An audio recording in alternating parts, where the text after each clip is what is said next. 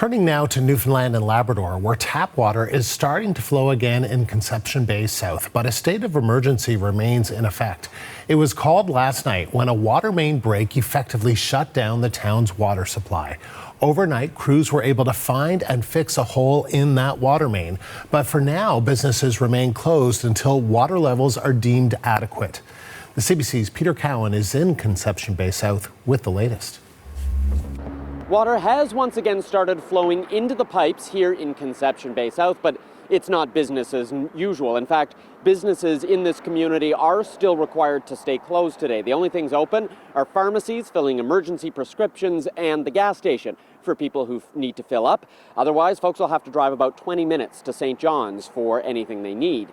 The mayor says the process of recharging the system, as he calls it, is taking some time.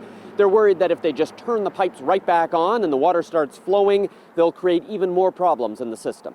You can't put a time frame on it because anything can happen when you're recharging a system. This has never happened before. The entire community of almost 30,000 people having no water flowing in. We're going through a process now that's never happened. We're recharging the entire system. We're building up our tanks from zero. There was no water in them last night. There were residents that had no water early last evening and late last evening. Most people had basically no water. So this is the first time we're doing it. We have to be careful. We have to do it over a period of time to ensure that we don't damage any other infrastructure while we're doing it.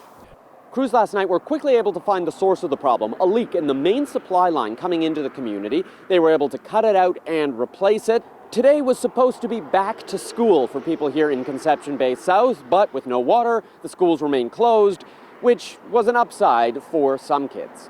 We got the note that there was going to be no school, and we were both really excited. Why's that? Just no school, get more time to hang around. What about for you? What was your reaction? Very happy. More time for fishing.